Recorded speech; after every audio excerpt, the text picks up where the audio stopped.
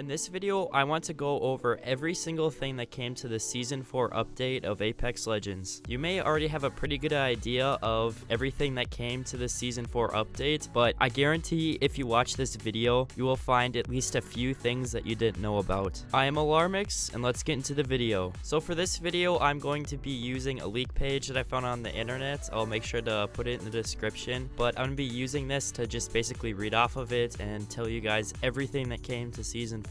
So I'm just gonna start off with the gun that came to Season 4, the Sentinel sniper rifle. Now what makes the Sentinel sniper rifle so unique is, well, first of all, it kind of acts like the Kraber in the way that it's a bolt action sniper, but second of all, you can charge the Sentinel with a shield battery, and while it is in this state, while the Sentinel is charged, it actually does a huge amount of shield damage, and for every shot you take and the longer you wait, the more your shield battery meter will run down. Like, you can charge the Sentinel sniper rifle and it will only last a certain amount of shots in time. But yeah, from my experience of using the Sentinel sniper rifle, I mean, it's not super overpowered like the charge rifle it was when it came into the game, but I mean, it's pretty decent. Next on the list, I'm going to briefly go over some of the map changes that came to Season 4. So I'm not going to go into too far of depth with these things. I'm just going to briefly go over them like I said. So first on the list, we have the Planet Harvester. I'm sure you saw the Planet Harvester in the Season 4 trailer if you haven't seen that yet. Now they split Capital City into two different areas, and in between the two different Capital City areas, there's a place called the Updrafts. It's basically like, well, they call it a fissure, and when you jump into the fissure, it actually will boost you back up into the air, but there's lava at the bottom, and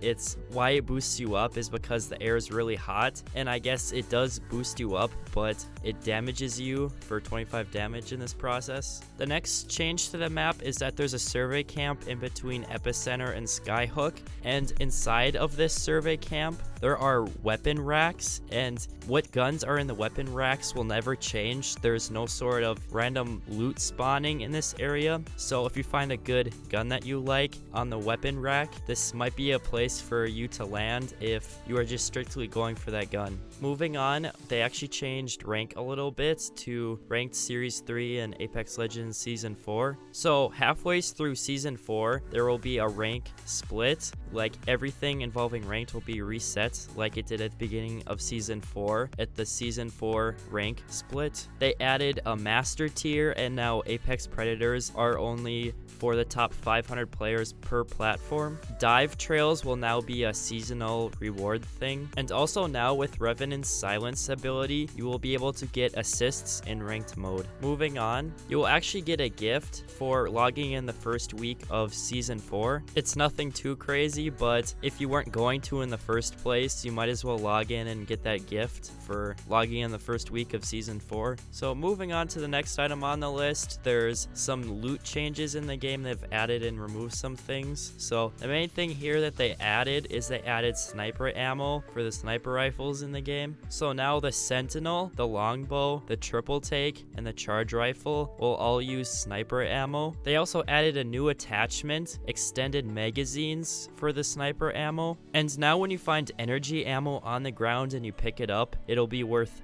30. Now they removed the turbocharger and the extended energy mag from the game altogether. They also made a few changes to the gold backpack in this game. So now when you have the gold backpack and you are picking someone up, it'll better indicate that you do in fact have a gold backpack. It'll basically remind you, because when you pick that person up, it'll regenerate some of their health and shield. Also, if you're on the ground and being picked up by someone with a gold backpack, it'll make sure to remind you. In Season 4 of Apex Legends, they actually made a big change to most of the iron sights on the guns in the game. So before, when you would aim down with an iron sight, you would see that idle sway, and when it would sway to the left, the right, up and down, it actually wouldn't move where the bullets would actually go. The bullets on the iron sights would always go directly down the middle of your screen, while your sight would sway off to the left and right, so it would make your iron sights pretty inaccurate. Like, it wouldn't be approximately centered your aim with where your sights are aimed if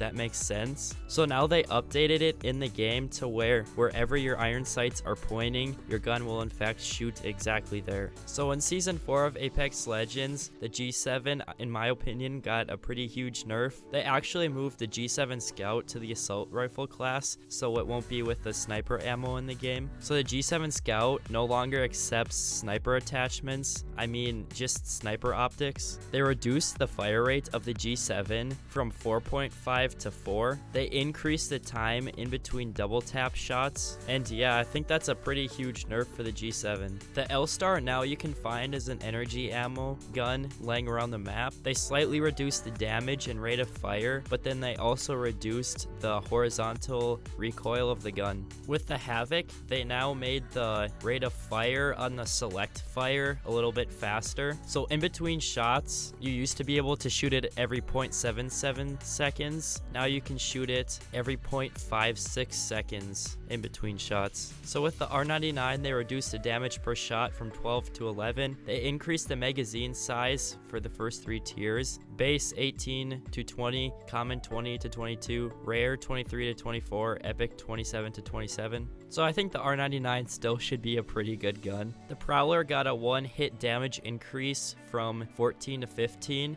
They nerfed the single fire shot rate on the Hemlock from 5.6 to 6.4 shots per second. On the Wingman, they buffed the ammo capacity on most of the magazines. On the Eva, they actually buffed the double tap hop-up. The delay between bursts went from 0.85 seconds to 0.8 seconds. They actually added a whole new set of gold guns to Season 4. Now, personally, last season, I didn't find very many gold guns laying around, but here are the new gold gun set. So there's the Havoc, the P2020, the Sentinel, the Prowler, and the R301. So now, quickly, I'm going to get into Revenant that came to Season 4 of Apex Legends. But before I do that, I ask you to please subscribe to my channel, because if you don't subscribe now, you might never see my channel on YouTube ever again. I do a lot of update and leak videos just like this one. So now getting into Revenant that came to Season 4 of Apex Legends. We all knew that Revenant was coming. Respawn bamboozled us a little bit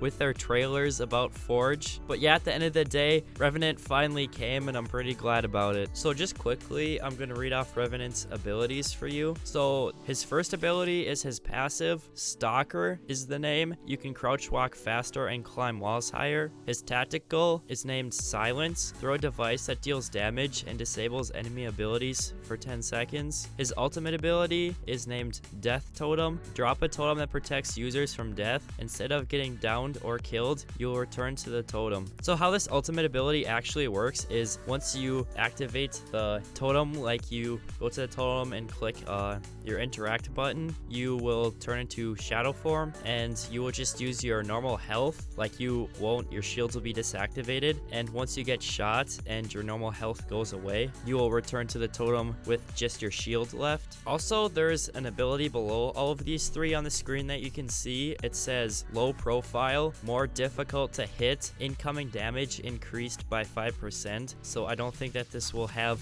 a huge effect on Revenant. It sounds like they will both balance out. But if Revenant interests you and you've seen the Apex trailers and his backstory interests you, or if you'd like to see some speculation about Revenant's full backstory, I actually made a video and put it out on YouTube. It has like 110,000 views right now. It's kind of insane on Revenant's full backstory. So if you enjoyed this video or you just want to see something interesting, make sure to check out my Revenant full backstory video. Also, most of the footage for this video was provided by BRadBlue. I will make sure to put a link to his Twitch in the description if you want to see him. But yeah, make sure to subscribe to the channel, and that'll be about it for me. Peace out.